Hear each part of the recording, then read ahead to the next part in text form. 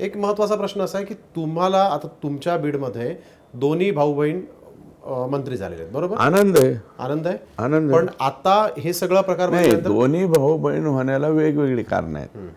पंकजा ताई ह्या ज्या मंत्री झालेल्या आहेत त्या आमच्या पक्षाच्या राष्ट्रीय सचिव आहेत आणि भारतीय जनता पार्टीच्या भारतीय जनता पार्टी या राज्यामध्ये उभी करण्यासाठी त्यांच्या वडिलांनी फार खस्ता खाल्लेला आहे.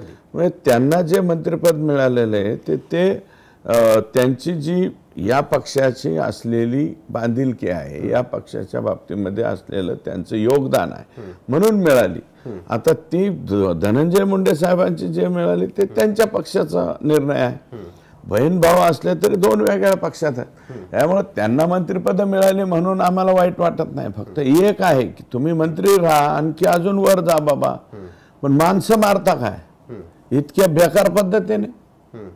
300-350 ठोके देता, 4-4 तास माणसाला मारता आणि माणूस मारल्याच्या नंतर सांगत हे इथं आणून फेकलेला आहे. ही कुठली पद्धत आहे? पण तुम्हीच तर म्हणताय की त्यांचा मला प्रत्यक्ष रोल वाटत नाहीये. धनंजय मुंडेंचा रोल जो आहे तो प्रत्यक्ष आहे असं मी आज म्हणणार नाही ना, मला वाटत नाही. का त्यांच्या मागे लागलात तुम्ही? आम्ही कुठं मागे लागलो त्यांच्या? तुम्ही मोठे आम्ही मोठे, एक मिनिट ऐका, मागे लागलेलो नाहीत. आम्ही ते जे वागतायत ते दाखवतोय. तुम्ही काय वागायला लागलेत? तुम्ही होतात कोण, झालात काय आणि उद्या होणारच कोण, याचं थोडंसं तारतम्य काहीतरी बाळगलं पाहिजे ना. तुम्हाला संधी मिळाली, 2019ला तुम्ही आमदार झाला. आम्ही 99चे आमदार आहेत, 99ला आमदार झालो. आमदारकीमध्ये सुद्धा 3 टर्म तसं पाहिलं तर 4 टर्म त्यांच्यापेक्षा आम्ही मोठे आहोत. वाल्मिक कराडच्या व्यतिरिक्त धनंजय मुंडेंचं वागणं काय खटकतंय सुरेश दसांना? ते काय काय खटकतंय ते आज नाही मी सांगणार.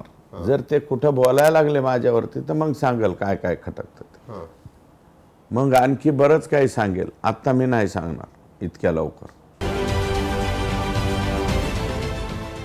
देश विदेशातील प्रत्येक घडामोडींचे लाईव्ह अपडेट मिळवण्यासाठी आता साम टीव्हीच्या सर्व सोशल मीडिया प्लॅटफॉर्मला लाईक, फॉलो आणि सबस्क्राईब करा. तसंच सर्व नोटिफिकेशनसाठी बेल आयकॉन प्रेस करायला विसरू नका.